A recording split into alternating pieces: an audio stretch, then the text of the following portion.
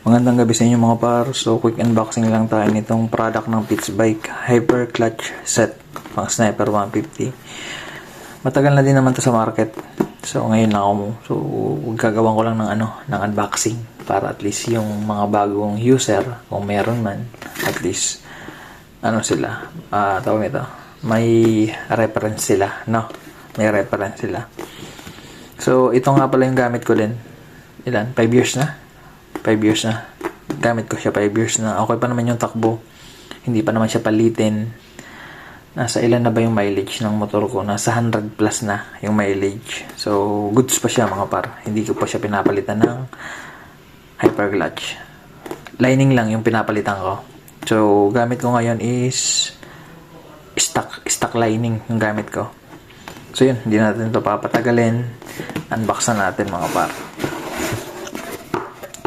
So, yun. Sa loob ng box, ito yung makikita nyo. 5 spring. Tapos, yan. 5 spring siya. Kasi yung stock natin, 4 lang. So, di ko din tukoy kung mas matigas ba to sa stock natin. Pero, ito yung pinakasigurado dyan. Medyo kukunat talaga ng unti yung yung lever. Kasi, gawa nga ng 5 siya.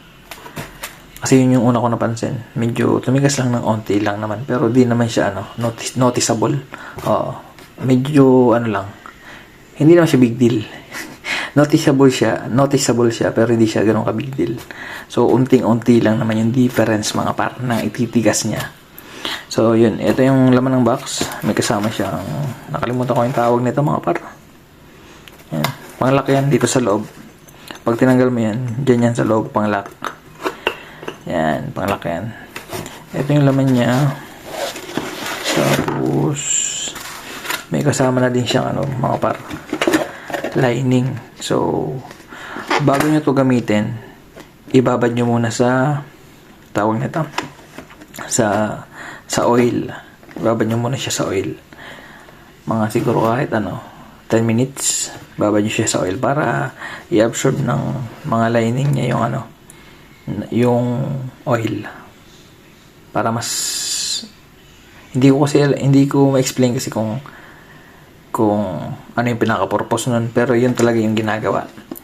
Kahit sa Yamaha, pag magpapapalit ka sa Yamaha, binababad talaga nila. Kahit genuine, binababad talaga nila muna yung lining. So yun, kasi pangit nga naman talaga, ilalagay mo siya dito nang walang oil, hindi siya nakababad sa oil. So may tendency na masira agad siya. Tapos pati yung housing nyo masira since hindi siya lubricated, no? So sa pagkabit naman ito mga par, pwede naman DIY.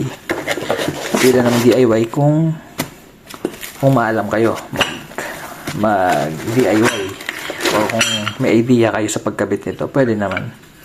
Kasi naman to, sa pagkabit ito may guide naman yan para bumangga. Kasi may bumili sa akin ito, nag-DIY dati, hindi daw niya maipasok. Hindi niya alam na may arrow yan. Yung arrow na yan mga par, itatapat mo din sa arrow nitong nasa ilalim. Wait lang.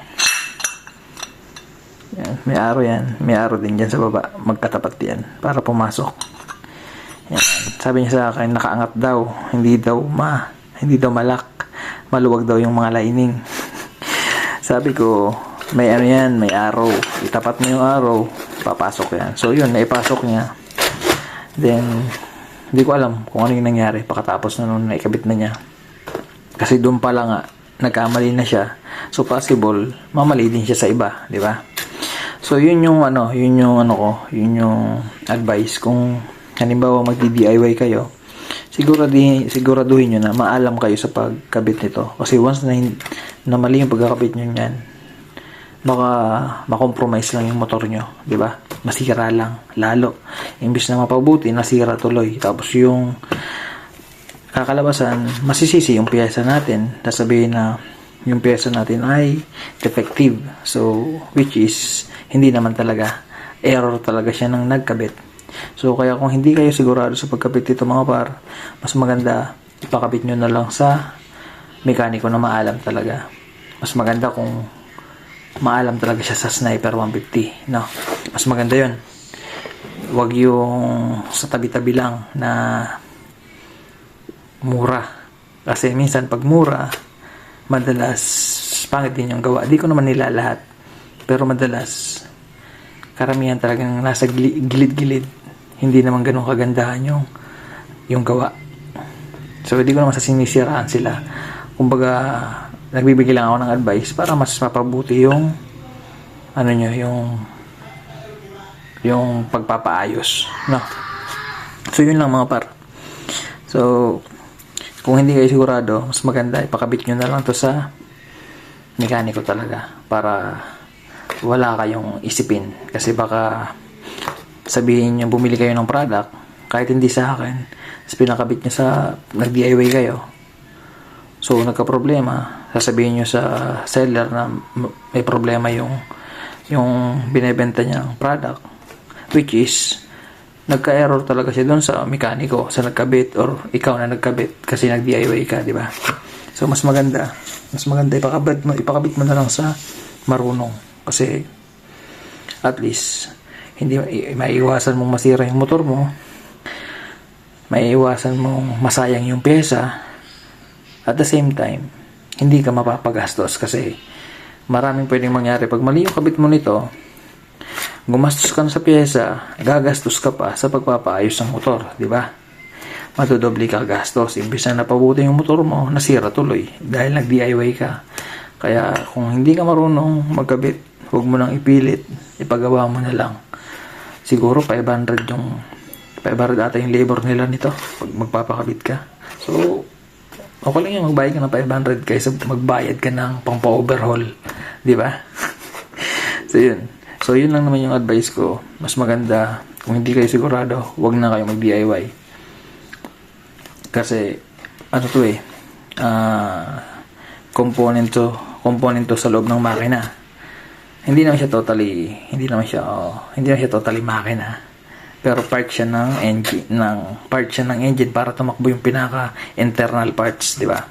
So, once na magka-problema to, baka mas mapamahal pa kayo lalo. So, yun lang mga pare, yung advice ko.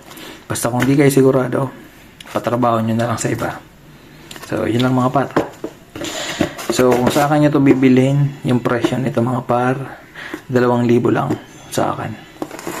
So, lalagay ko na lang sa link, sa description box, yung link ng Facebook ko, yung link ng page ko, yung shop ko sa Facebook. So, wala pa masyadong likes yun kasi bago pa lang. So, kung gusto nyo mag-follow, pwede naman kayo mag-follow doon. Then, papollow na din ako dito sa aking YouTube channel, mga par. So, medyo matagal tayong nawala. So, nagbabalik lang tayo. Libangan lang ba?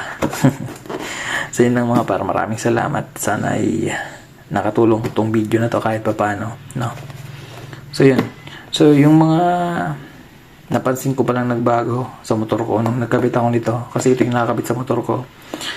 Gumanda yung arangkada, mas maganda yung niya, yung bawat piga mo, parang maganda yung hagod, ganun. Yung kasi yung napansin ko eh. So, iba-iba naman kasi yung pakiramdam ng mga nagmumotor. So, yun lang yung ko, sarili kong version, sarili kong experience, kung ano yung experience ko dito simula nung nag-5 spring ako. So, yun, medyo tumigas lang siya mga par. Pero, kapalit naman ng magandang performance ng motor nyo. So, yun lang mga par. Di ko napapatagalin to. Ride safe. Mabuhay kayong lahat. Babush. Ride safe mga par. Bye-bye.